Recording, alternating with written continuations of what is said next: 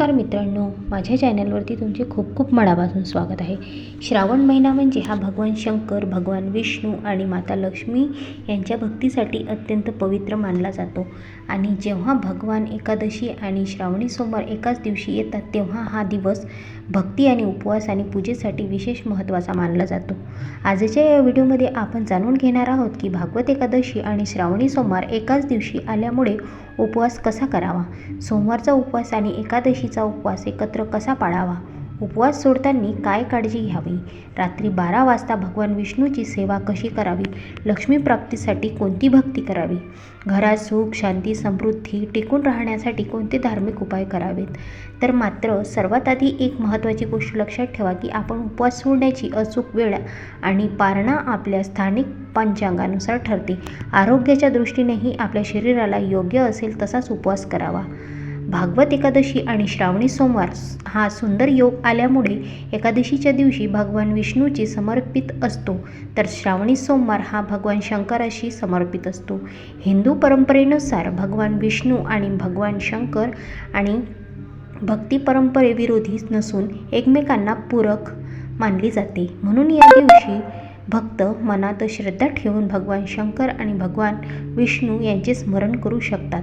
आणि सकाळी स्नान करून प्रथम देवघर स्वच्छ करावे, त्यानंतर भगवान शंकरांना स्वच्छ जल अर्पण करावे, आपल्या परंपरेनुसार बेलपत्र अर्पण करावे, त्यानंतर भगवान विष्णू आणि श्रीकृष्ण यांचे स्मरण करून दिवा लावावा. या दिवशी मनात कोणतीही भीती न ठेवता एकच प्रार्थना करावी, हे भगवान माझ्या घरात सद्बुद्धी आरोग्य शांती आणि प्रामाणिक मार्गाने मिळणारी समृद्धी प्रदान करा. सकाळचा उपवास करताना सकाळी शक्य असल्यास लवकर उठून स्नान करावे, स्वच्छ कपडे घालून देवघरात दिवा लावावा आणि प्रथम गणपतीचं स्मरण करावं, त्यानंतर भगवान शंकराचे स्मरण करावे, त्यानंतर ओम नमः शिवाय या मंत्राचा जप करावा, विष्णूचं स्मरण करावं, ओम नमो नारायणाय नमः, ओम नमो भगवते वासुदेवाय, ओम नमो भगवते वासुदेवाय. या दिवशी जप करताना संख्या महत्त्वाची नसून मनाची श्रद्धा एकाग्रता महत्त्वाची असते. आपल्याला शक्य असेल तरच उपवास करावा. काही भक्त निर्जल उपवास करतात, काही फलाहार करतात, पण लहान मुले आजारी किंवा व्यक्ती ज्यांना आरोग्याच्या कारणामुळे कठोर उपवास करणे योग्य नाही त्यांनी आपल्या क्षमतेनुसार आणि सात्विक आहार घ्यावा. देवाला प्रसन्न करण्यासाठी शरीराला त्रास देणे आवश्यक नाही. श्रद्धा आणि सत्य संयम आणि भक्ती ही सर्वात मोठी व्रत आहे. सोमवार आणि एकादशीचा उपवास एकत्र कसा सांभाळता येईल या पद्धतीने या दिवशी अनेक भक्तांची मनात प्रश्न असतो की हा उपवास आपण एकाच दिवशी कसा करावा. तर आता सोमवारचा उपवास सोडायचा किंवा एकादशीचा पारणा करायचं, याचं उत्तर असे की दोन वेगवेगळ्या व्रताची पारंपरिक नियमामुळे स्थानिक परंपरेनुसार फरक असू शकतो. त्यामुळे आपल्या घरातील कुलाचार स्थानिक पंचांग किंवा जाणकार व्यक्तीला पुरोहितांचा मार्गदर्शनानुसार पारणा करावं.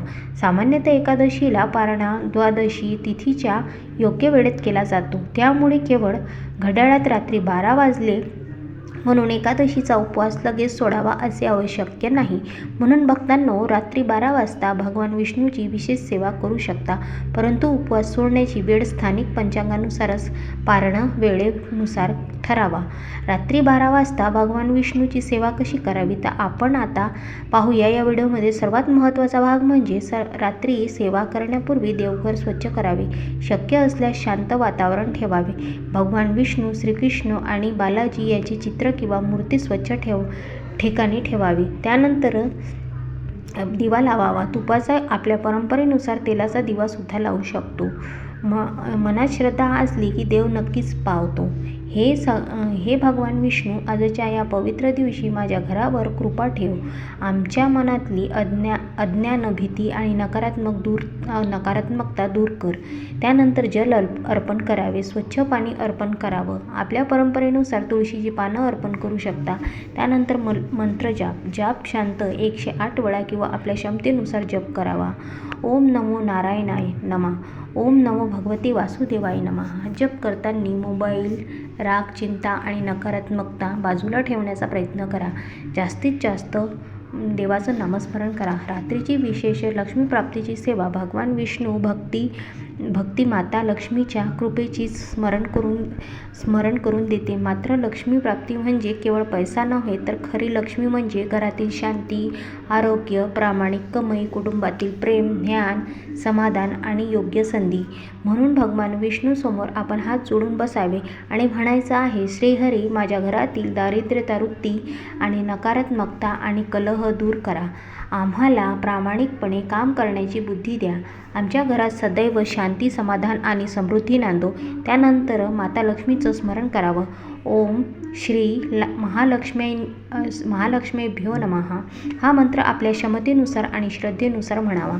या दिवशी काय नैवेद्य दाखवायचा आहे, तर उपवासाच्या दिवशी आपण घरात परंपरेनुसार फळे, दूध, मिठाई किंवा सात्विक पदार्थ नैवेद्य म्हणून दाखवू शकता. म्हणून भगवान विष्णूंना तुळशी प्रिय मानली जाते. त्यामुळे उपलब्ध असलेल्या स्वच्छ आणि श्रद्धेने तुळशीपत्र अर्पण करू शकता. नैवेद्य दाखवल्यानंतर लगेच उपवास सोडावा का?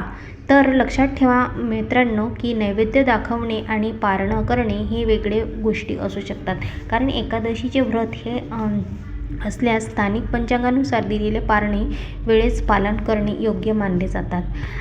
ज्या वेळेवर आहे त्याच वेळेला तुम्हाला हे पारणं सोडायचं आहे. उपवास सोडताना ही चूक करू नका, कारण की रात्री 12 वाजता सेवा केली म्हणजे त्याच वेळी सर्वांनी उपवास सोडावा असा सार्वत्रिक नियम आहे. एकादशीचा उपवास असल्यास द्वादशी योग्य पारणा वेळेनुसार उपवास सोडणे महत्त्वाचे असते.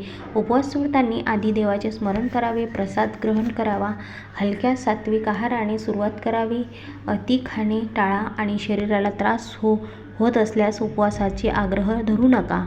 अनेक घरामध्ये पारणा करताना पाणी, फळ किंवा आपल्या परंपरेतील सात्विक पदार्थ घेतले जातात, पण घरचा कुलाचार आणि स्थानिक पंचांग यांचा प्राधान्य द्या. भगवान एकादशी आणि श्रावणी सोमवारचा संकल्प कसा करावा? या दिवशी आपण एक छोटासा संकल्प करू शकता. मनात म्हणा, आजचा हा व्हिडिओ पवित्र दिवशी मला सत्य बोलण्याची, कोणाचेही मन न दुखवण्याचा, शक्य तितके मदत करण्याची आणि माझ्या कुटुंबात प्रेम टिकवण्याचा प्रयत्न करीन. भक्तांनो, केवळ उपवास करून राग, मत्सर, द्वेष ठेवण्यास भक्ती पूर्ण होत नाही. खरा उपवास म्हणजे वाईट विचारापासून उपवास. खरी पूजा म्हणजे मनातली अहंकार कमी करणे, खरी लक्ष्मी पूजा करणे, घरात प्रेम आणि प्रामाणिकपणा वाढवणे. लक्ष्मी प्राप्तीसाठी या दिवशी काय करावे? तर या दिवशी भगवान विष्णू आणि माता लक्ष्मीचे स्मरण करताना काही चांगल्या सवयीचा संकल्प करावा. घरात स्वच्छता ठेवावी, गरजेनुसार दान करा आणि अन्न वाया घालू नका. माता पिताच्या आणि वडीलधाऱ्याचा आदर करा. प्रामाणिकपणे मेहनत करण्याचा संकल्प करा, कारण श्रद्धा आणि प्रयत्न ह्याच संगम जीवनाचा सकारात्मक बदल घडवू शकते. लक्ष्मीच्या कृपेसाठी भक्ती करावी, पण त्याचबरोबर आर्थिक प्राप्तीसाठी योग्य मेहनत, बचत, शिक्षण आणि प्रामाणिक काम यांचाही स्वीकार करावा लागतो. रात्रीच्या सेवेनंतर काय करावे? भगवान विष्णूची पूजा पूर्ण झाल्यानंतर आरती करावी. नंतर सर्वांनी शांतपणे प्रसाद घ्यावा. शक्य असल्यास कुटुंबांसोबत काही वेळ भगवान विष्णूचे नामस्मरण करावे. विष्णू सहस्त्रनाम, हरिपाठ, गोविंदनाग किंवा आपल्या घरातील परंपरेनुसार स्तोत्र वाचू शकता. रात्री उशिरा मोठमोठ्याने विधी करणे शक्य नसल्यास केवळ दिवा, नैवेद्य, तुळस, मंत्रजप आणि मनापासून प्रार्थना इतकी साधी सेवा देखील श्रद्धेने करता येते.